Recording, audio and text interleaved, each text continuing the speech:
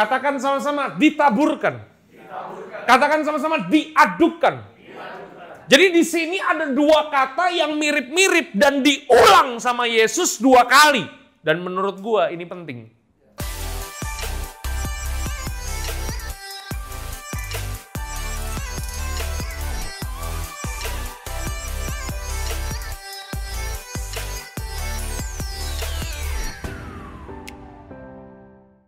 Shalom semua.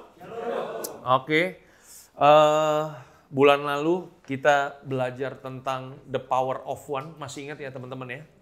Ya, jadi Yesus datang ke dalam dunia ini, dia bukan hanya sekedar memberi makan 5.000 orang, tapi dia juga berfokus kepada satu orang demi satu orang, teman-teman. Nah, hari ini kita akan melanjutkan. Ya, hari ini gue mau mengajar kepada setiap kita akan belajar tentang siapa kita di dalam Tuhan, teman-teman ya. Kita akan langsung buka Alkitab kita, teman-teman, dalam Matius 13, ayat yang ke-31 sampai dengan ayat yang ke-33. Kita baca sama-sama, 1, 2, 3.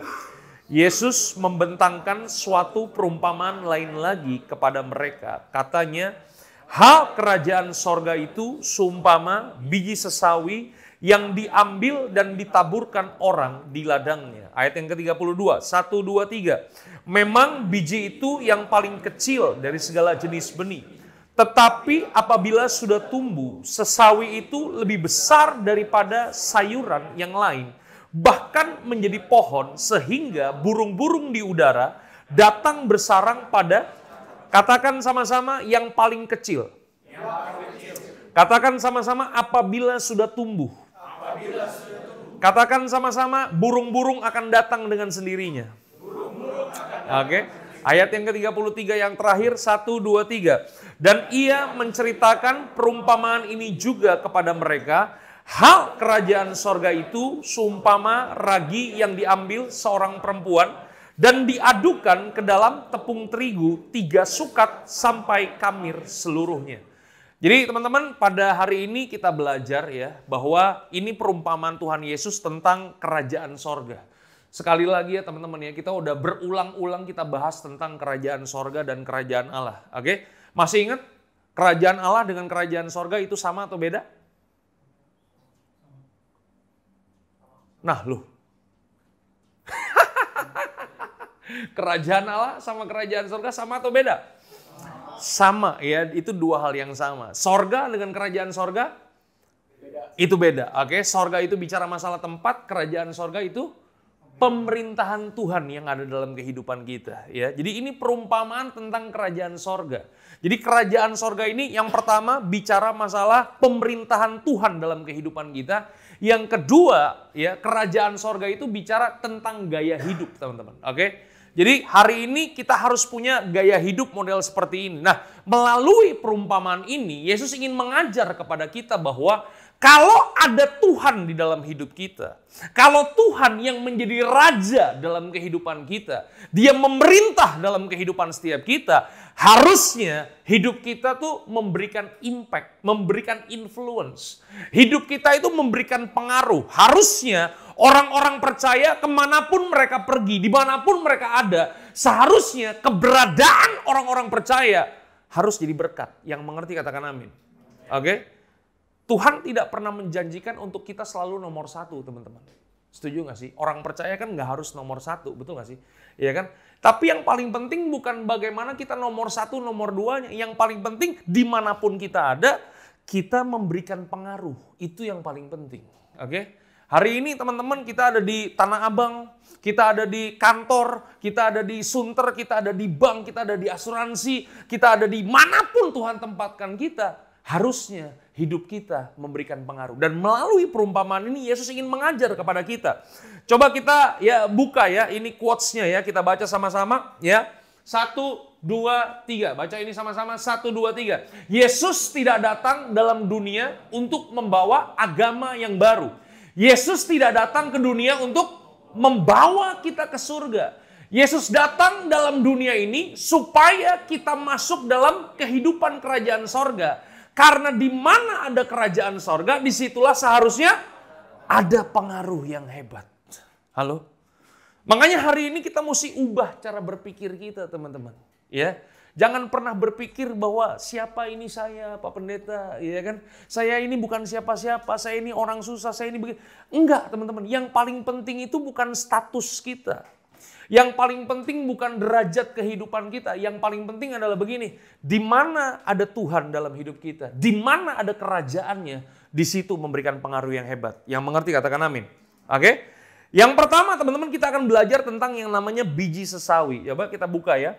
Matius 13 ayat yang ke-31 sampai dengan ayat yang ke-33. Kita baca sekali lagi. 1, 2, 3. Yesus membentangkan suatu perumpamaan lain lagi kepada mereka. Katanya, hal kerajaan sorga itu seumpama biji sesawi yang diambil dan ditaburkan orang di ladangnya. Katakan sama-sama, biji sesawi. Ya, jadi siapa kita? Kita adalah biji sesawi. Teman-teman pernah lihat sesawi? Sesawi dengan sayur sawi itu dua hal yang berbeda. Oke?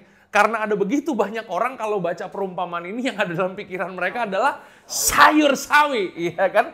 Sekali lagi ya, sesawi dengan sayur sawi adalah dua hal yang berbeda. Sesawi itu benih, biji. Bijinya yang paling kecil dari segala jenis benih. Itu diameternya paling 1 mili, paling kecil. Tapi yang luar biasa, apabila dia sudah jatuh ke dalam tanah dan dia sudah bertumbuh, maka dia akan menjadi pohon yang besar. Bahkan Alkitab berkata, burung-burung akan datang bersarang pada pohon tersebut.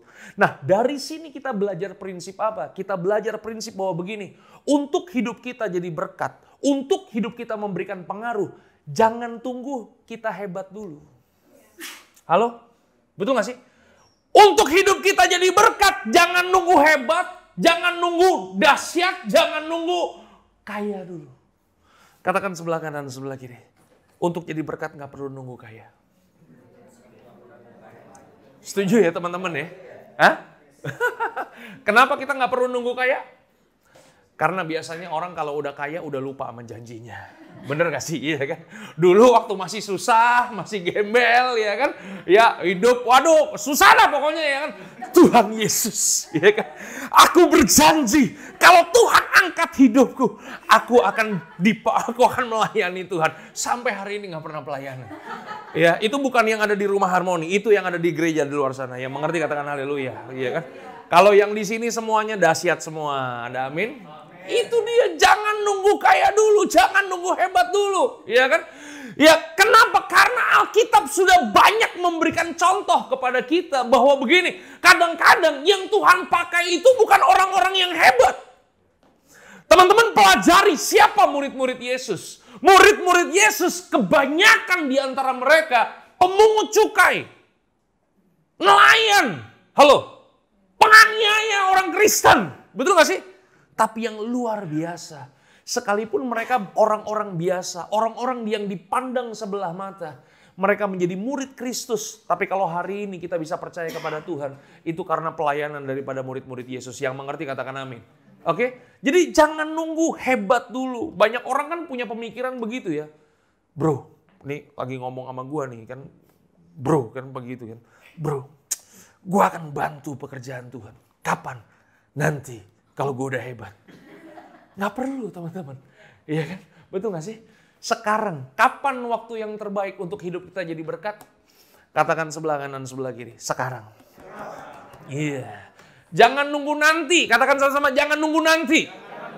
Iya. Katakan sebelah kanan, sebelah kiri. Emang lu yakin nanti sore masih ada?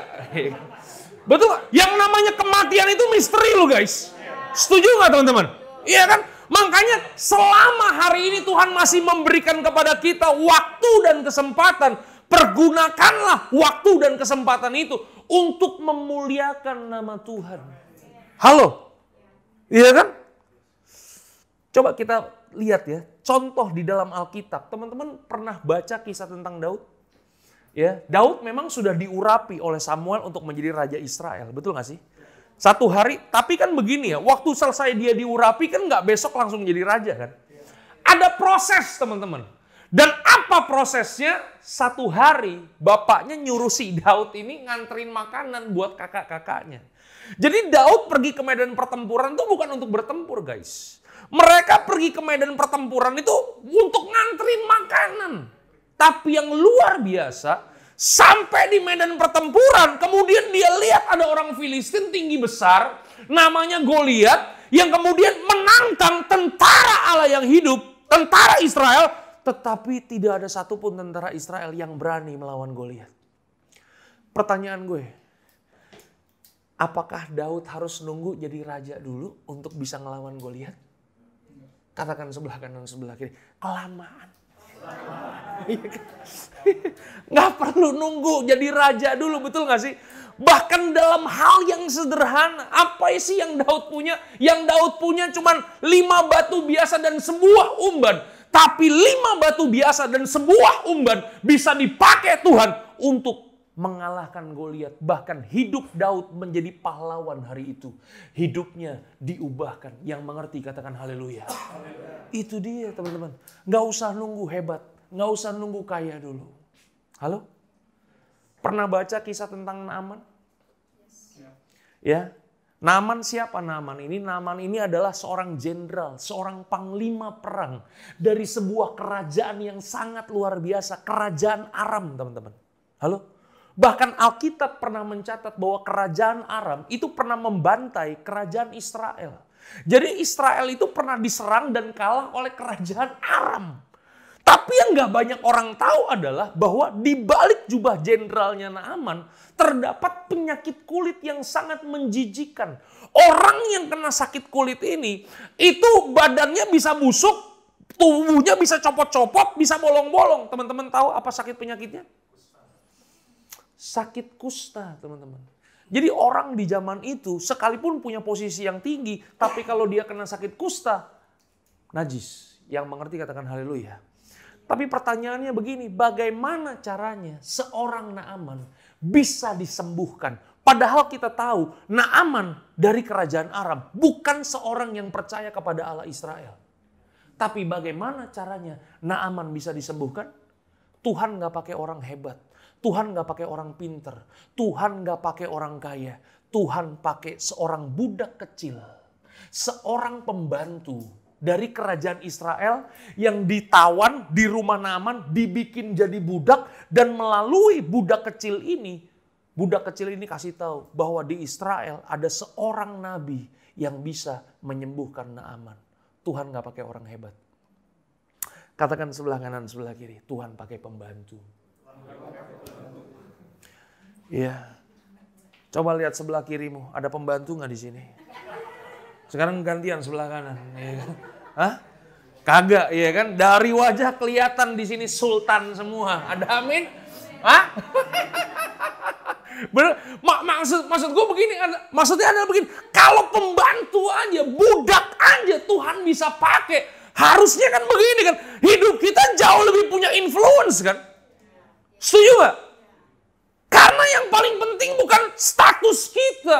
Yang paling penting bukan derajat kehidupan kita yang model bagaimana. Yang paling penting ada Tuhan gak dalam hidup kita. Ada kerajaannya gak? Tuhan jadi raja gak dalam kehidupan kita? Kalau Tuhan jadi raja, kemanapun kita pergi, percayalah, engkau akan jadi berkat kemanapun engkau pergi. Amin. Yang kedua teman-teman, kita belajar dari yang namanya perumpamaan tentang ragi. Katakan sama-sama ragi. Matius 13 ayat yang ke-33, firman Tuhan katakan apa? Kita baca sama-sama 1, 2, 3. Dan ia menceritakan perumpamaan ini juga kepada mereka. Hal kerajaan sorga itu seumpama ragi yang diambil seorang perempuan dan diadukan ke dalam tepung terigu 3 sukat sampai kamir seluruhnya. Katakan sama-sama ragi. Teman-teman tahu apa ragi? Ragi itu adalah bahan untuk membuat kue. Bahan untuk membuat roti. Udah makan roti semua? Enak? Enak? Empuk? Ada rasanya? Karena pakai ragi. Pernah makan roti tanpa ragi? Katakan kepada orang di sebelah kirimu, patah gigi kau nanti. Kenapa? Keras pasti, betul gak sih? Ya, ini ragi bahan untuk membuat roti, bahan untuk membuat kue, bahan untuk membuat bakmi, bahan untuk membuat martabak telur. Makanya kalau adonan tepung kemudian diberikan ragi, maka ragi itu akan memberikan rasa. Ragi itu akan membuat adonan itu menjadi lembut sehingga enak dimakan. Pertanyaannya begini, kalau seorang tukang roti punya 3 kilo tepung, apakah raginya juga harus 3 kilo? Tidak harus. Kalau adonan tepungnya 3 kilo, raginya cukup 1 sendok teh. Yang mengerti katakan haleluya. Tapi ragi yang sedikit ini, itu mampu memberikan rasa pada adonan tersebut. Dari sini kita belajar apa? Dari sini kita belajar bahwa ternyata begini, untuk hidup kita memberikan pengaruh yang hebat, jangan nunggu banyak dulu. Jangan nunggu rame dulu. Halo? Makanya jangan pernah underestimate Rumah Harmoni. Kalau bukan gua, siapa lagi yang mau banggain ya? Katakan sebelah kanan, sebelah kiri, kecil-kecil cabai rawit. Asik. Ya kan? Itu dia, bener gak sih? Jangan nunggu banyak dulu, jangan nunggu ramai dulu. Karena ada begitu banyak orang punya pemahaman dan pemikiran. Pak Pendeta, kalau kita ingin memberikan pengaruh buat bangsa ini, nanti tunggu kita 1 juta orang Kristen dulu. Suruh nunggu 1 juta. Nanti kita jadi hebat nih luar biasa. Nanti tunggu 1000 dulu. Kapan kita 1000-nya? Betul gak sih? Teman-teman pelajari firman Tuhan. Tuhan gak pakai orang yang banyak. Tuhan pakai yang sedikit. Satu hari Yesus pernah beri makan 5.000 orang laki-laki. Berapa orang yang dikasih makan? Goceng. Iya kan? Halo? Laki-laki itu buat wanita-wanita nih, sorry nih, tidak direken.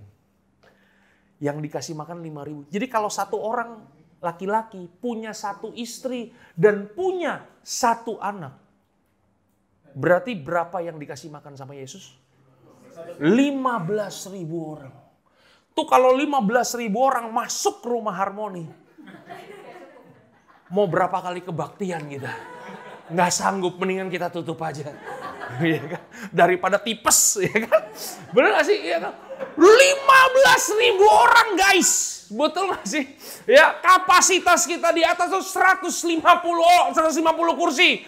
Berarti berapa kali kebaktian? 100 kali kebaktian, ya kan? Ya kan? Setahun kemudian ya, Kohari rambutnya udah bukan putih lagi, ya kan?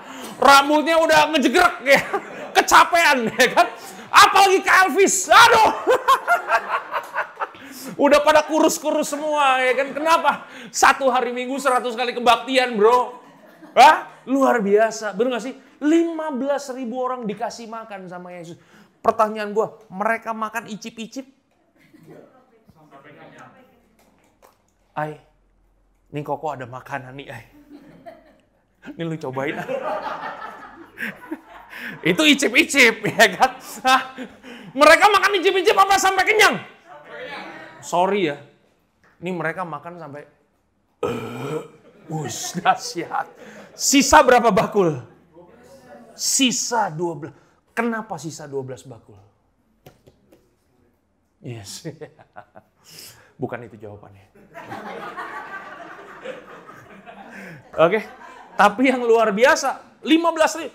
Pertanyaan gue adalah, supaya Injil Kerajaan ini tersebar lebih cepat dan lebih efektif. Pertanyaan gue adalah begini, harusnya Yesus pakai yang 15.000 atau Yesus pakai yang 12? Secara logika, supaya Injil Kerajaan ini tersebar lebih cepat, harusnya pakai yang 15.000 atau yang 12 orang? Harusnya kan lebih cepat dan lebih efektif pakai yang 15.000 kan? Halo? Tapi pertanyaannya, kenapa Yesus nggak pakai yang 15.000? Kenapa Yesus pakai yang 12 orang?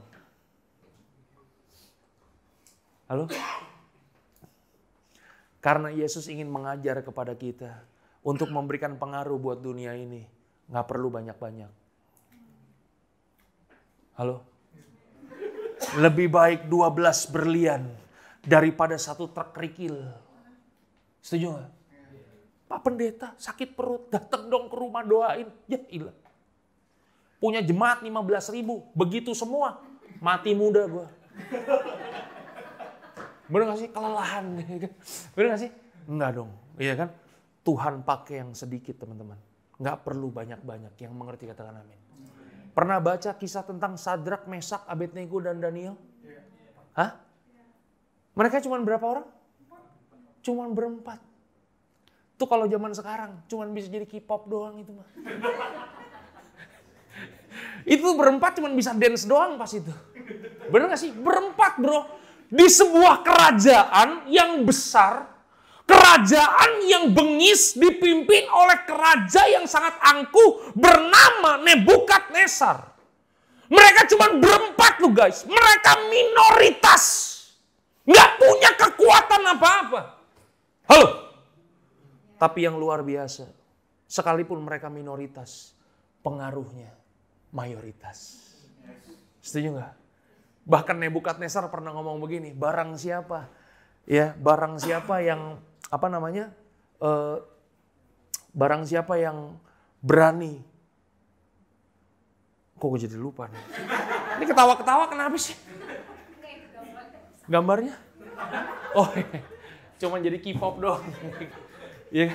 Bahkan Nebukadnezar barang siapa yang berani mengganggu Allahnya Sadrak, Mesak, Abednego akan dihukum kan? Benar gak sih? Jadi pengaruhnya tuh sangat luar biasa. Makanya hari ini teman-teman jangan nunggu banyak. Itu sebabnya kenapa kita mau teman-teman supaya teman-teman semuanya terhisap di komunitas-komunitas. Ya kan? Rumah Harmoni ini sekarang baru ada 2 komunitas. Komunitas Sudirman dan komunitas Jelambar. Oke? Kita perlu bangkitkan kembali nih. Komunitas Sunter, Kelapa Gading. Hah? Nggak ada amin nih. Iya kan? Iya. Mungkin kita pertemuannya mungkin nggak bisa ketemu ya karena kesibukan, karena jauh-jauh. Kita bisa pakai Zoom teman-teman. Tapi perlu kita bangkitkan kembali. Makanya gini, jangan pernah underestimate kelompok-kelompok kecil. Setuju nggak? Ya. Karena kelompok-kelompok kecil ini memberikan pengaruh yang luar biasa loh. Kalau kekristenan zaman now,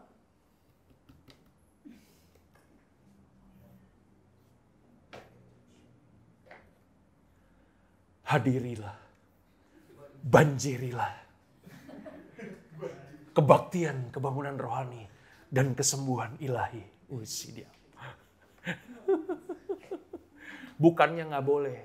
Katakan sebelah kanan, sebelah kesembuhan ilahi boleh. KKR boleh. Tapi buat yang bayi-bayi rohani. Kalau udah tua bangka model kayak begini. Iya kan? Masih KKR, masih kesembuhan ilahi. Ya ilah. Ini bukannya ngeledek teman-teman, cuman kan kita mesti bertumbuh, bener gak sih? Kita kan mesti berubah, betul gak sih?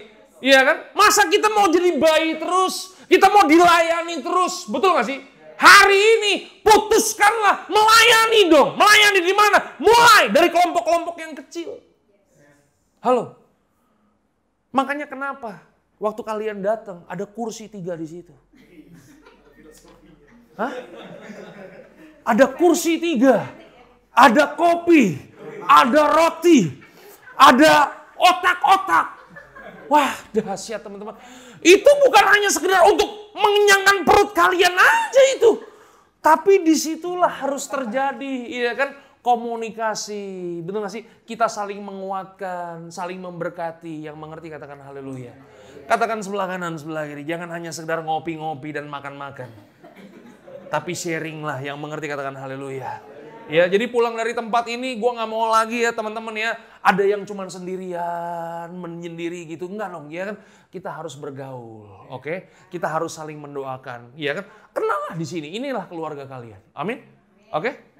Ya, jadi jangan pernah underestimate kelompok-kelompok kecil. Oke? Kita punya message yang hebat, teman-teman. Kita punya firman Tuhan yang luar biasa. Setuju gak sih?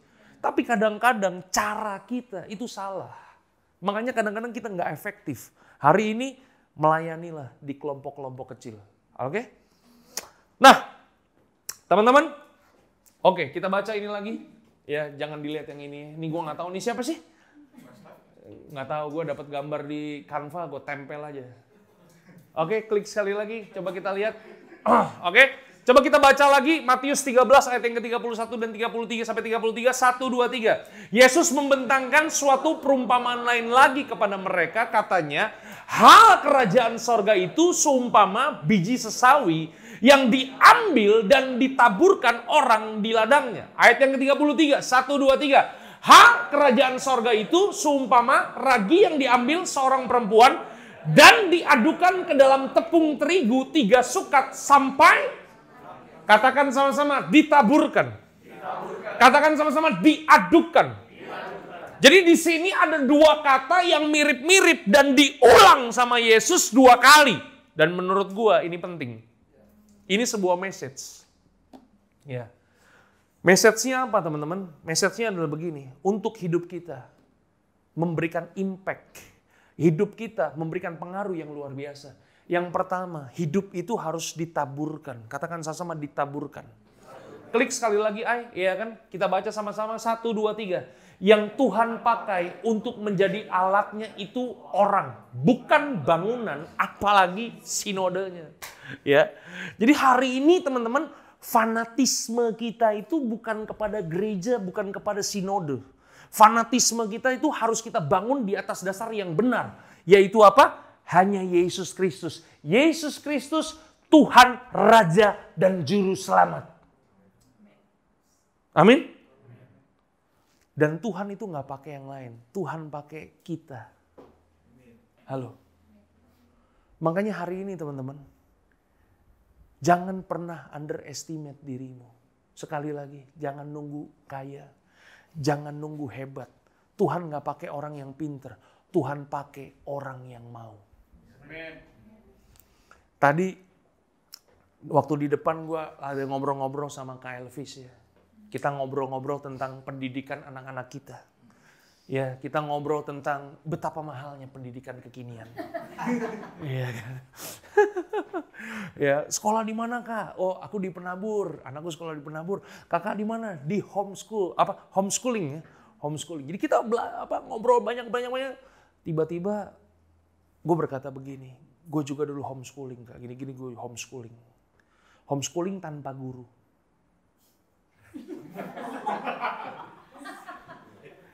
Tanpa guru, tanpa sekolah, tanpa nilai. Ya kan? Artinya nggak sekolah teman-teman. Ya sekolah tapi nggak pernah selesai teman-teman ya. Ya jadi pendidikan tertinggi gue tuh cuma sampai SMP 1, SMA 1, kuliah semester 1. Makanya kemarin bulan lalu ada The Power of One. Itu terinspirasi dari itu. 1. Nggak pernah lulus ya kan. Tetapi ya maksud gue adalah begini. Tuhan bisa pakai siapa aja. Amin. Kalau yang rusak modelnya begini aja. Tuhan bisa pakai, gue percaya. Setiap kita Tuhan bisa pakai untuk memberikan pengaruh. Oke? Hari ini teman-teman, kalau gue nih hamba Tuhan ya. Kadang-kadang ketemu teman tuh kan kadang-kadang ketemu cuman sama pendeta lagi kan. Betul sih. Kadang-kadang ngomongin pendeta lain juga, gitu kan. Betul gak sih ya kan? Kadang-kadang tuh begitu kalau hamba Tuhan ngopi-ngopi sama hamba Tuhan, ngomongin gereja lain, ngomongin pendeta lain, betul gak sih? Itu dia. Tapi kalau kalian semua, kalian ini kan ada di garis depan. Kalian ada di marketplace, kalian ada di ujung tombak. Pergerakan kalian yang berjumpa dengan orang-orang yang belum percaya. Halo, ayo dong, pakai mulut kita. Masih ingat bulan lalu? Tuhan kan gak suruh kita untuk khotbah di depan 5.000 orang kan. Tuhan gak pernah suruh kita untuk sampaikan firman Tuhan di depan 100 orang kan, betul gak? Yesus aja, dia layani 1 orang. Berarti begini, teman-teman juga bisa melayani orang per orang. Kenapa? Karena yang Tuhan pakai bukan sinodenya, bukan bangunannya. Yang Tuhan pakai kitanya. Halo, ayo teman-teman, hasilkanlah buah jiwa-jiwa. Amin ya. Teman-teman tahu nggak? Ya, di kita punya pemuritan ini kan bahannya sama, materinya sama dengan materi yang ada di Harmony Kids kan. Halo? Jadi di Harmony Kids kita juga melalui bahan yang udah gue bikin, gue mendorong supaya anak-anak itu juga bisa jadi berkat buat teman-temannya guys. Halo? Jadi jangan sampai kita kalah nih sama Harmony Kids. Iya kan? Halo? Mari. Iya kan? Gunakan kesempatan yang Tuhan kasih buat kita untuk menghasilkan buah jiwa-jiwa. Jangan sampai nanti ketika kita berhadapan muka dengan Tuhan, kita nggak bawa apa-apa buat Tuhan. Halo?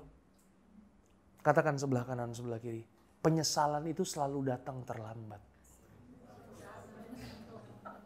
Setuju nggak? Ya, makanya kalau hari ini Tuhan kasih waktu, pakai untuk memuliakan nama Tuhan. Oke? Firman Tuhannya apa? Coba kita baca ya, Kisah Rasul. Aduh, kecil ya. Sorry ya guys ya. Tapi kelihatan ya. Kelihatan ya. Kisah Rasul 1 ayat yang ke-8, Alkitab katakan begini, tetapi kamu akan menerima kuasa kalau Roh Kudus turun ke atas kamu, dan kamu akan menjadi saksiku di Yerusalem dan di seluruh Yudea, Samaria, dan sampai ke ujung-ujung bumi. Oke? Yang kedua, prinsip yang ditaburkan adalah, coba klik sekali lagi ya, kita baca ini, apa prinsipnya? Masih ada? Oke, ya. Oleh sebab itu, yang kedua, oleh sebab itu penjangkauan jiwa nggak bisa hanya dengan online, tetapi dengan hidup yang ditaburkan, teman-teman. Kita berbagi hidup sama orang. Kita punya Rumah Harmony TV, channel YouTube. Jangan lupa di subscribe. Iya kan? Kita punya Instagram. Oh ya kan? Teman-teman udah lihat Instagram kita? Sekarang keren-keren reelsnya.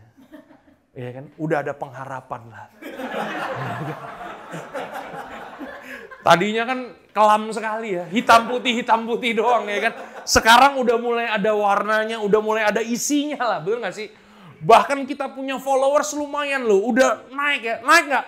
Mike? Naik ya, puji Tuhan ya kan. Bener gak sih? Tetapi kan begini kan, bener sih. Maksudnya itu memang Tuhan bisa pakai untuk kita bisa jadi berkat buat banyak orang. Bisa Tuhan pakai online. Tetapi jangan sampai begini teman-teman. Kita hanya mengandalkan online tanpa kita menaburkan hidup kita kepada orang lain. Halo? Teman-teman, gue mau kasih tahu ya. Orang yang menaburkan hidupnya kepada orang lain. Itu gak bisa anak-anak. Cuma orang dewasa yang berani menaburkan hidupnya buat orang lain. Kenapa? Pasti sakit. Betul gak? Karena ada sesuatu yang kita keluarkan, ada sesuatu yang kita korbankan. Udah gitu kadang-kadang kita udah berkorban, kadang-kadang mengecewakan. Hasilnya tidak sesuai dengan ekspektasi. Tadi sebelum di sini ya, gue nyampe di sini kan udah jam 1 ya. Jam 1 tadi dari Sentul, habis khotbah langsung jalan. Des, nyampe di sini jam 1, duduk dulu di mobil. Gue telepon salah satu teman kita yang udah lama banget nggak pernah datang kemari. Bahkan orang ini dulu sangat gue andalkan teman-teman. Telepon, gimana kabar? Gini. Ayo dong, ketemuan makan. Wih, marah lu. Lu harus menghargai keputusan gue, Dit. Gue udah bilang gak mau. Lu jangan ajak-ajak gue lagi. Wih, gue sampai gak bisa berkata-kata. Padahal kan kita ngajak makan bukan ngajak ke Rumah Harmony kan ya. Bener gak? Ini bukan yang ada di sini, ini bener. Cewek. Yang lama-lama pasti kenal, tahu ya kan. Halo? Lu harus menghargai keputusan gue. Gue udah bilang enggak. Gue udah gak mau. Gue sampai gak bisa berkata-kata teman-teman. Halo? Tapi gak masalah. Setuju gak sih? Gue mau kasih tahu. Yesus aja melayani manusia sampai mati di kayu salib. Betul gak sih? Ditolak itu biasa teman-teman. Tapi sekali lagi, jangan pernah menyerah. Yang mengerti katakan haleluya. Teman-teman percayalah, apa yang kita tabur, Tuhan itu gak pernah berhutang. Setuju gak? Hari ini ya kita ngajak orang nih ya kan ketemuan, kita mau sharing firman Tuhan, kita mau supaya apa yang kita punya itu jadi berkat buat dia, ya kan? Kita ajak ngopi, kita ajak makan, wah kita ajak segalanya, bener gak sih?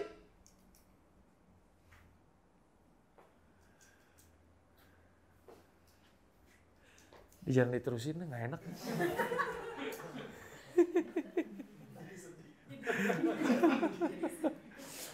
Tapi percayalah teman-teman ya.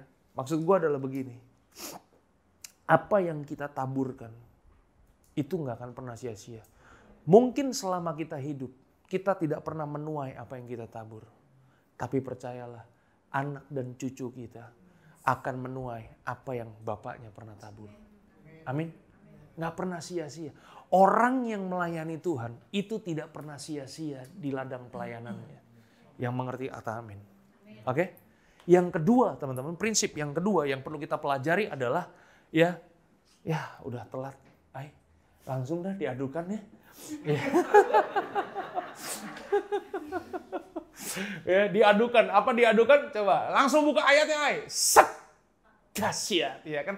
Ya, prinsip yang kedua, kalau hidup kita mau memberikan pengaruh yang hebat, memang kita nggak perlu nunggu hebat dulu, nggak perlu nunggu kaya dulu. Kita bisa memberikan pengaruh, teman-teman. Tapi yang kedua, ada prinsip diadukan. Ragi itu harus diadukan. Halo? Pernah lihat orang bikin martabak telur nggak? Seorang tukang martabak telur, dia ambil adonannya kan, ditaruh di mejanya kan. Diambil lagi, ditabur kan. Setelah ditabur lagi, apa yang dilakukan?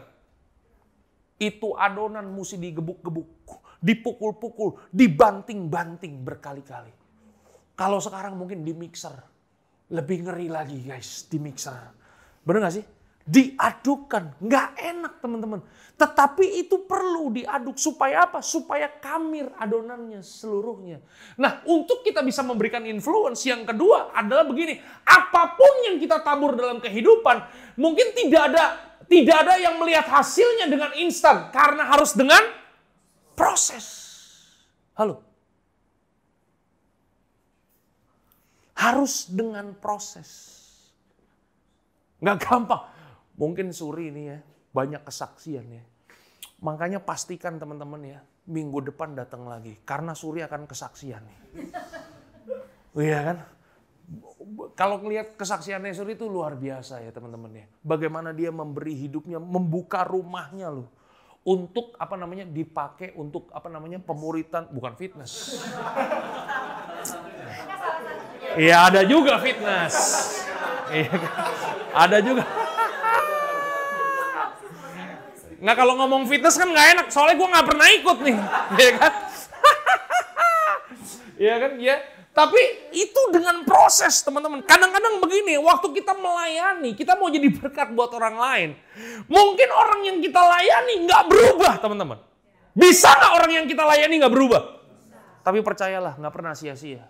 Karena kadang-kadang yang Tuhan ubah bukan dia, yang Tuhan ubah adalah diri kita sendiri.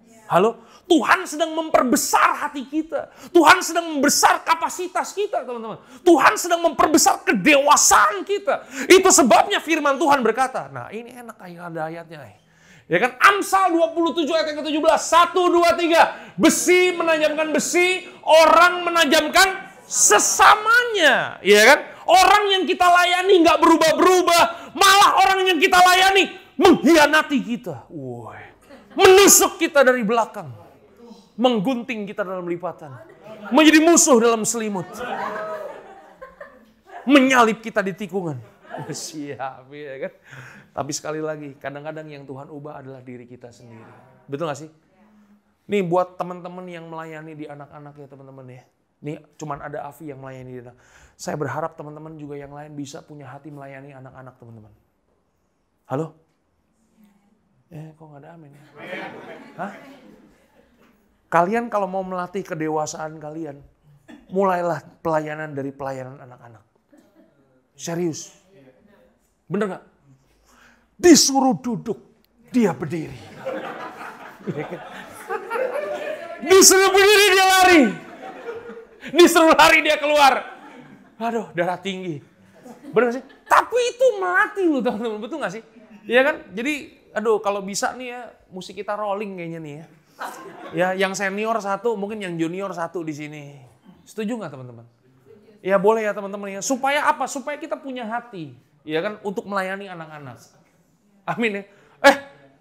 Gue juga melayani Harmony Kids loh. Wih, dahsyat ya kan. Jangan katakan sebelah kanan sebelah kiri. Lu jangan main-main sama pendeta di depan itu.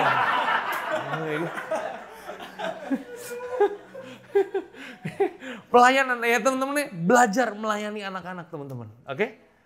Anak-anak itu kan kadang-kadang apa ya namanya ya, kita sharing, mereka tuh selalu percaya sama kita, gitu loh, ya kan? Ya tapi jangan lu juga sharing semua nggak belajar ya kan? Ada bahannya, ya kan udah dibikinin bahannya, pattern-patternnya udah dibikin supaya mantap juga gitu kan. Jadi tinggal pelajari, tinggal belajar, tinggal di-sharingkan, oke? Tinggal ya nyeringkannya ini ya itulah. Ya, kan? Ya, jadi semuanya dengan proses teman-teman. Tidak ada perubahan yang instan. Yang mengerti katakan amin. Oke? Yang selanjutnya apa prinsip yang diadukan? Nah, yang ini ya kan. Yang akan memberikan pengaruh besar itu bukan hebatnya kata-kata, bukan jumlah followersnya, tetapi kehidupan kita yang semakin hari semakin serupa dengan gambaran Tuhan. Oke? Jadi fokus pelayanan kita itu jelas teman-teman. Fokus pelayanan kita bukan untuk membuat orang yang kita layani ini jadi kaya dan sukses. Pelayanan kita tuh fokusnya jelas. Ya.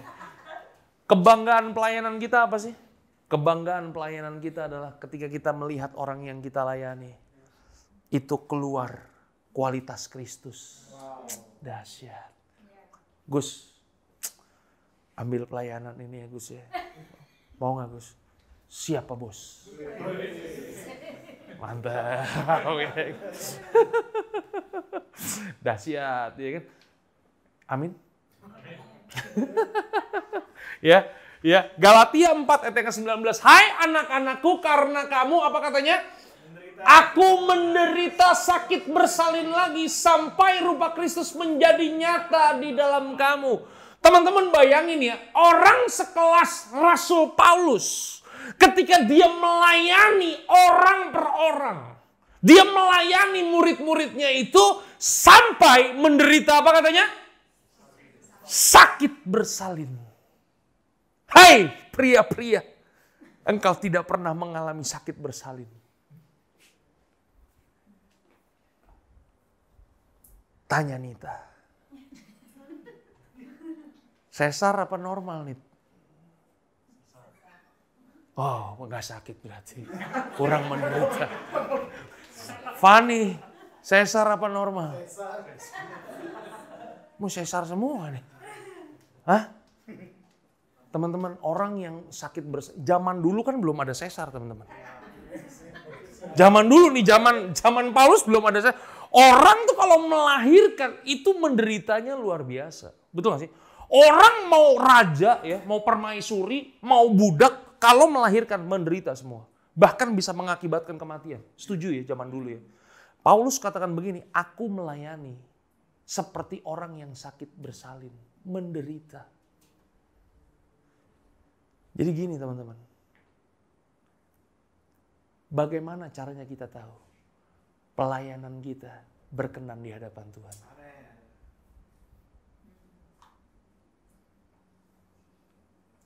Nggak ada jawaban nih. Takut jawabnya kayaknya ya kan. Ulang ya kan. Ya kan? Kapan kita tahu kalau pelayanan yang kita lakukan berkenan di hadapan Tuhan?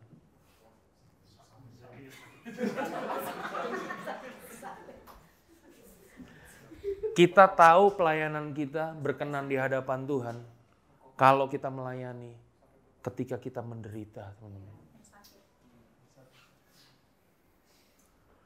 Makanya gini ya teman-teman ya. Berkhotbah itu bukan pelayanan utama gue. Pelayanan utama apa? Di kedai-kedai kopi dan di komsel-komsel itulah teman-teman. Halo? Kalau khotbah itu kan pelayanan ini aja ya kan. Penyegaran rohani. Iya kan? Penghiburan. Kenapa? Karena kalau kita datang khotbah kan pasti disambut. Wih, ada satu gereja di Kemayoran teman-teman ya. Itu baru sampai bayar karcisnya doang, udah disambut. Bukan mesin yang nyambut nih, mesin nyambut juga, ya kan? Selamat datang, mesin nyambut juga, ya kan? Ini orang teman-teman disambut kita, waduh, ya kan? Nyampe sampai lantai di atas. Udah disiapin parkir, set tinggal masuk. Iya kan? Kita masih pakai baju dalam nih. Belum pakai sepatu, udah dibukain pintu. Pak, jangan dibuka, Pak, ini. Mari pakai kaos dalam, belum pakai sepatu, main dibuka aja, betul gak sih? Iya kan? Kita udah dituntun, kita dilayani begitu rupa, betul gak sih?